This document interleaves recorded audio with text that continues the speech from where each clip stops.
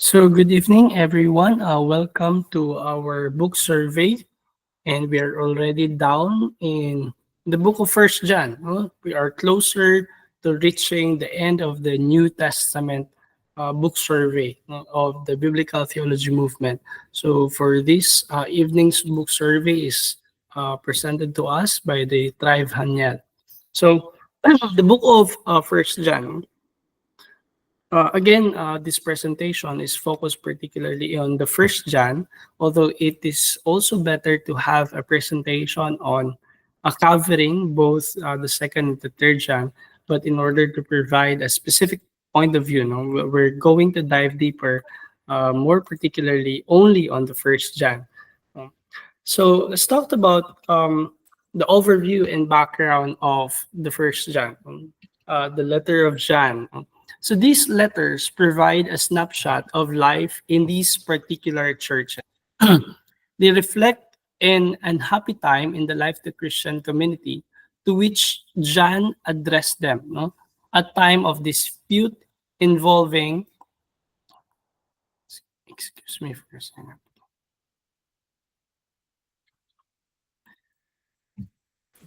involving both theological and behavioral concerns.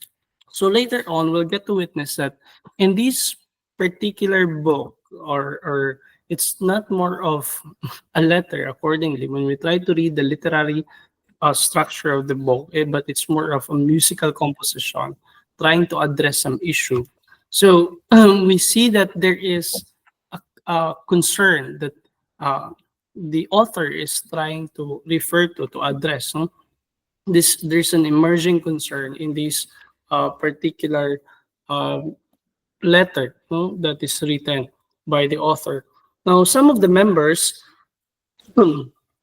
espouse themselves about the person and work of Christ that were unacceptable, denying that Jesus was the Christ, the Son of God, come in the flesh. And we can find that in the First John 4, 2 to 3, and some other areas or verses in the scriptures of First John. So what we see here is people who continue to, or who started to proclaim, no, uh, the denial of Jesus Christ as being the Son of God and who come on earth in human flesh. No? Ito yung nakikita natin particularly in this book. Denying also, it would appear that his death was necessary to provide forgiveness of sins, yung kanyang death, and in some of the preachings that was established in the time of which the apostles have gone through in establishing churches, particularly this one, which Apostle John, later on we'll learn the author, is or have established also. No? So nagkakaroon ng concern. Now, the writer of First John was thus addressing a community made up of a number of house churches in and around Ephesus, which was split in three ways. No, this message, no, addressed in this particular community. So, what are these, or who are these people? It consisted of the following. First is the Johannine Christians who were committed to the apostolic gospel of Jesus as they have or they had received it. So these are the first, um, as what Constable classified, the people are the recipient of this particular letter. No? Sila yung mga loyal sa gospel. No? Naniniwala sa sinasabi that Jesus Christ, the Son of God, Jesus came in human form, and all that have happened in the life of Jesus Christ. And there is this second mga group of people who are heretically inclined members from a Jewish background. So these are people na parang nasa verge of either choosing to be to be separated, no, from the believers, from the gospel, or from those Johannine Christians who believes in the preaching of John. Nasa ano sila, no, parang hesitant stage na itong mga taong ito, heretically inclined. And there are those that we call, thirdly, heterodox followers from a Hellenistic background. So these are the people that really have separated themselves, no, secessionist ng mga tao, no, that They go away from that preaching, which uh, they have learned, but some of them are not really aware of it. Kasi parang in the very beginning, hindi talaga na-establish sa kanila yung preaching about the gospel of Jesus Christ, which we will later on get to dive into. Now, to complete the picture, so ito yung mga um, it should be noted that the life of the Johannine community was marked by the presence of a fourth group of people, the secessionists. So these are the heterodox followers, yung mga heresy yung kanilang preaching, and this one, yung mga separatists, no? Secessionists from the preaching of the gospel. Ano yung sinasabi, no? Particularly in the Gospel of John and all the other gospels. So ito yung mga group of people na ina-address din dito ni Apostle John. Whereas the members of the first three groups could be found within John's circles, and the anti-Christian secessionists had begun to break away from it. And John have called it the Antichrist, no, people. Now, in other instances, they perhaps never properly belonged to John's church, although they thought they did, because they never really belonged to God. In the very beginning, they have never really accepted the message of Jesus Christ, the message of the gospel. Pero andun sila kasama at that time. Okay, so these are the group of people to which this particular letter is being addressed into. Now, more of in terms of the overview and background, again, there is an emerging concern na ina-address dyan about these people na nai-impluwensyahan nila yung mga gospel believers na parang totoo ba talaga yung paniniwala namin about Jesus Christ? That He is the Son of God, that He came in human form? So nagkakaroon ng there are a group of people who questions what they continue to believe. That's the challenge that John was trying to address in this particular letter. In terms of authorship, I was referring to John. The authors of the letters of John do not actually identify, the first John particularly, themselves by the name. It remained to be entirely anonymous. But the author of 2nd and 3rd John describes themselves as, or himself as, the elder. So according to these particular literatures, books that I have read, we see that they are more confident that the author is probably John the Apostle, John the beloved of Jesus. So it could be John, the son of Zebedee. So because of the evidences that leads to him as the author in terms of literary, although meron mga differences in terms of papaano in-approach yung merong pagkakaiba sa halimbawa sa greetings, that type of normal letter of Apostle Paul and pagkakaiba how he approached, but the very internal evidence is leading to John, the beloved of Jesus Christ, having so familiar of the nature and character of Jesus. And there are also other evidences that supports John's authorship, one of which is Polycarp. Polycarp is a bishop who is also an early church father. And he's one of the disciples ni John. So he supports this authorship that John could probably write the first John, although the author remains anonymous. Now, in terms of the dating, the book of John, or First John, was likely written between AD 85 and 95. So this is after, accordingly, right after John have written the book of John. Tapos sinulat later on ang First John. Now, let's talk about historical setting. According to early church tradition, John ministered in Ephesus, the capital of the Roman province of Asia, for many years after he left Palestine. We know that he knew the churches and Christians in that Roman province well from Revelation 2 and 3, and perhaps his readers live in that province. So First John was probably a circular letter to believers throughout the Roman province of Asia, including the seven churches of Revelation. So ito yung historical setup of the letter of John. So it's a message towards the churches in Ephesus. And it's not the same churches as how physical setup right now, but these are mga house churches now as we are referring. So this is the setup of which John have written itong or ministered itong kanyang letter.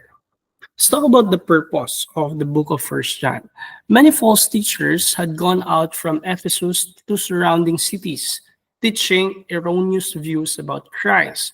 And so John wrote his gospel to convince his readers that again he wanted to remind them Jesus is the Messiah, the Son of God.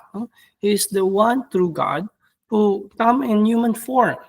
So he wrote this letter to reassure those people, those believers who have been in the verge of hesitating and believing Jesus Christ and what they continue to believe, that through Jesus they will have eternal life and can enjoy fellowship with God and with fellow believers. So these are the major and primary purpose of that book of First John.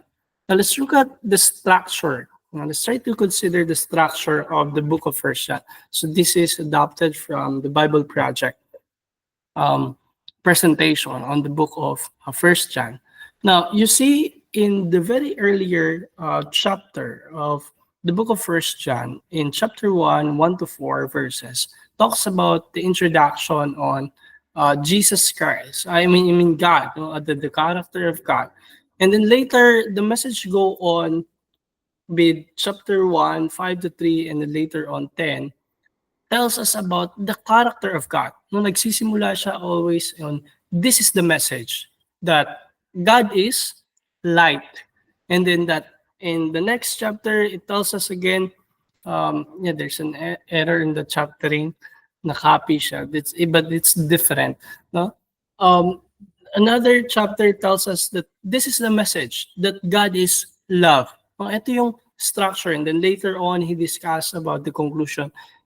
John provided a very strong conclusion on this particular book.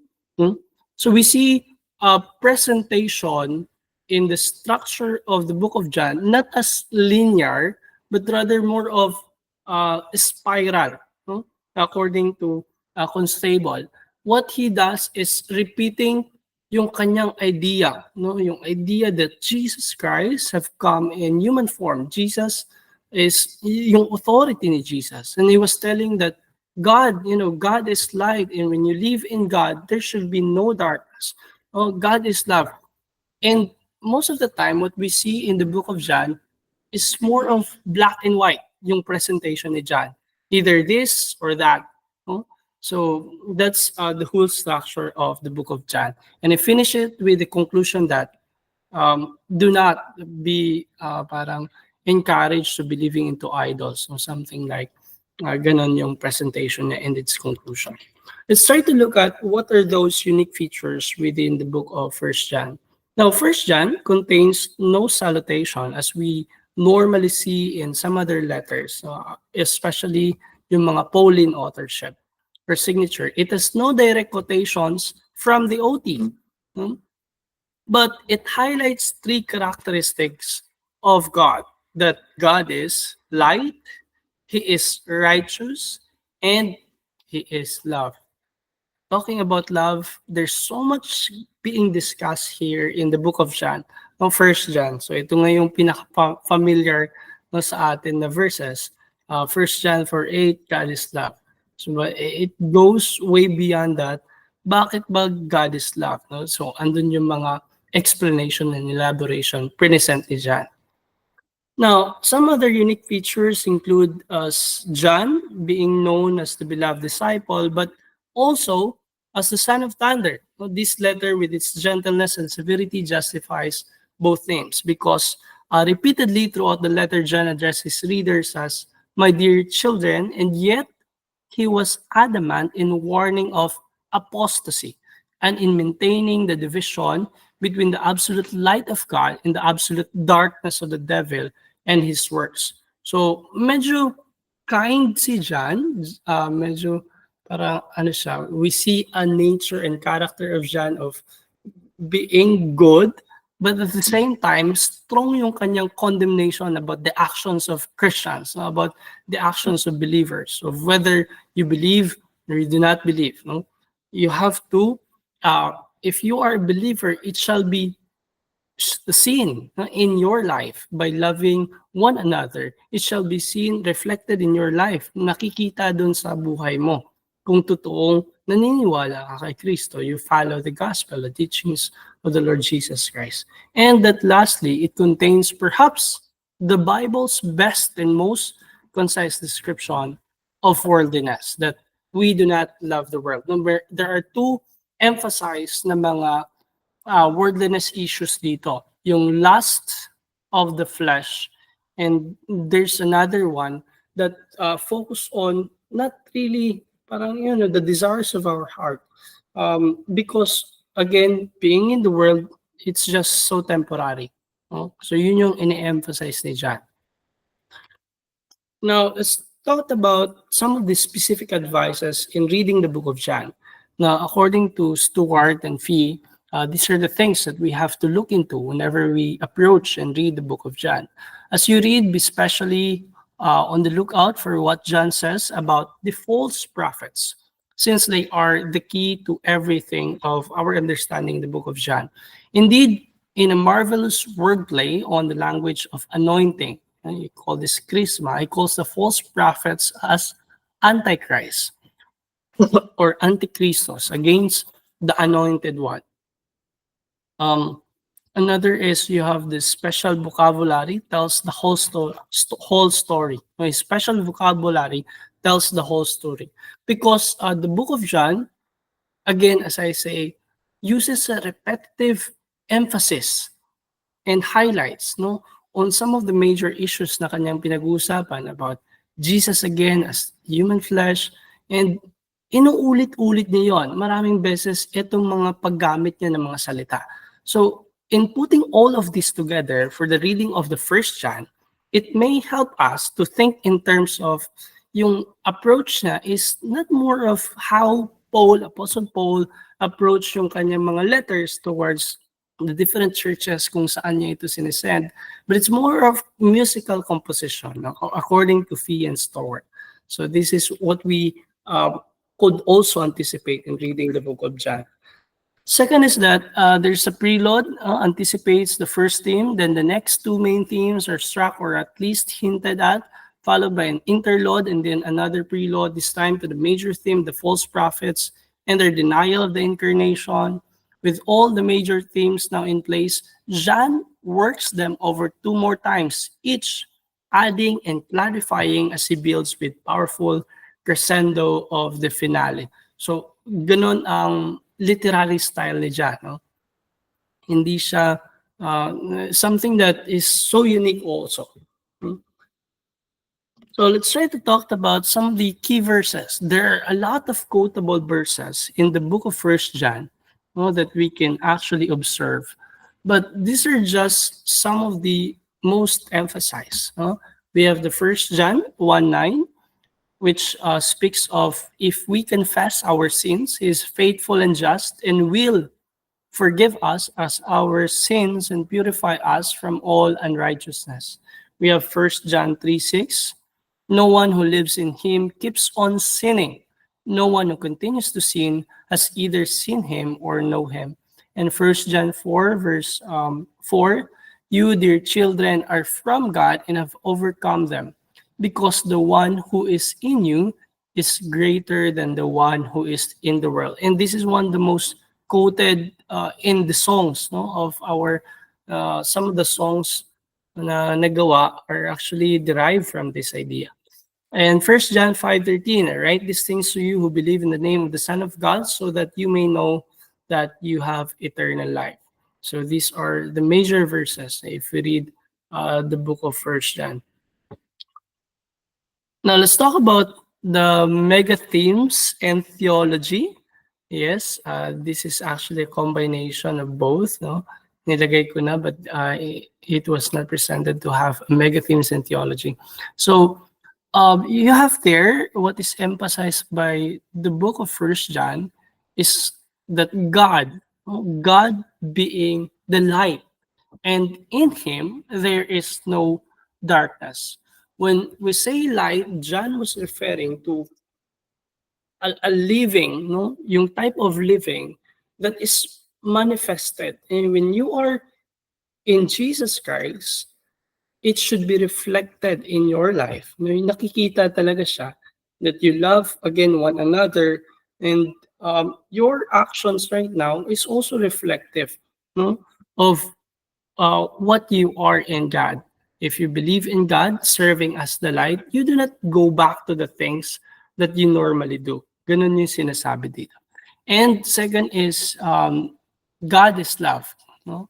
Ito again, this is emphasized repeatedly in the book of First John. And this love was revealed in the sending of His Son as the atoning sacrifice for our sins.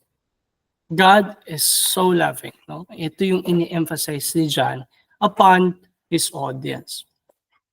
Now, we also could witness, it's a repetitive point, Jesus Christ. No?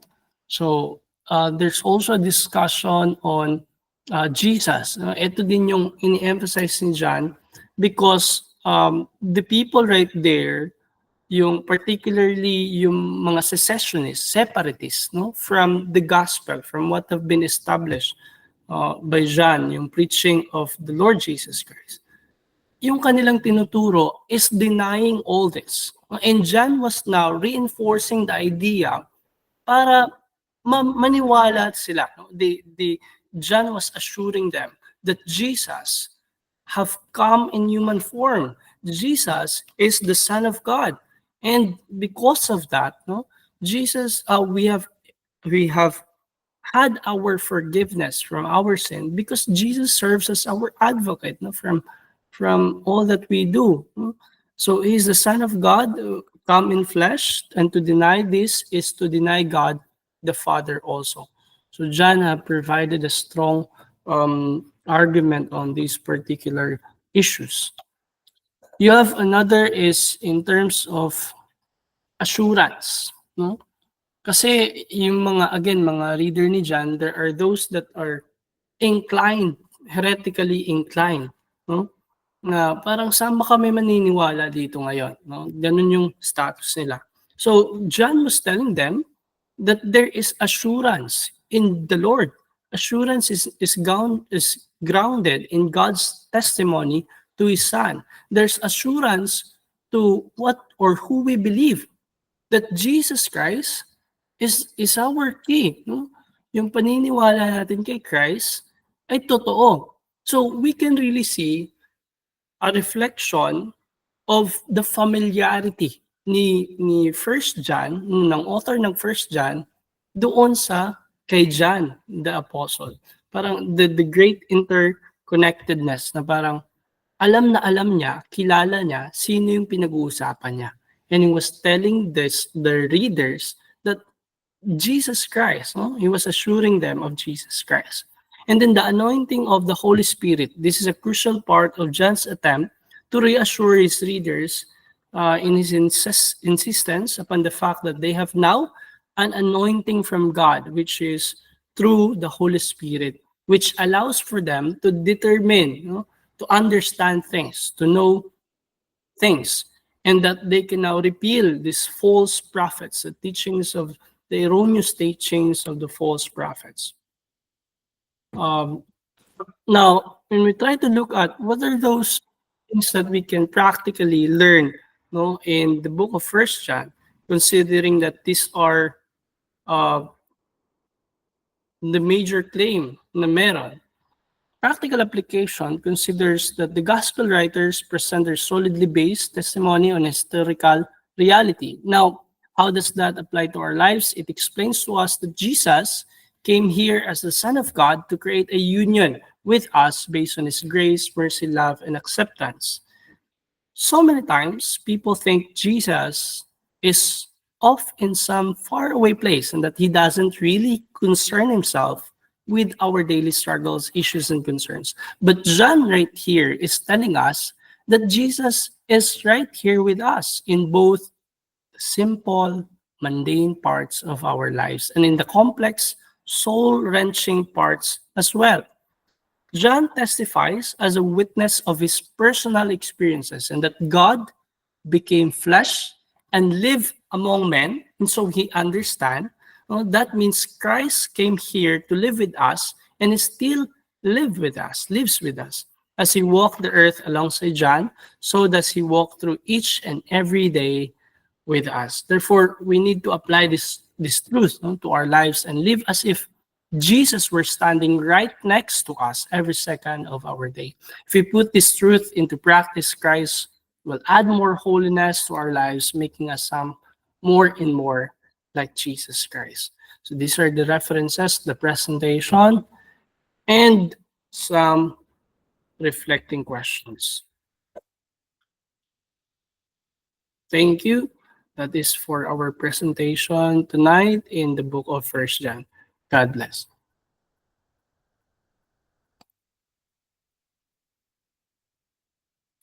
All right. So I think that concludes our presentation. Uh, hindi pa ba yun? I think na-record na yun, Ate Jane. I-stop ko lang muna.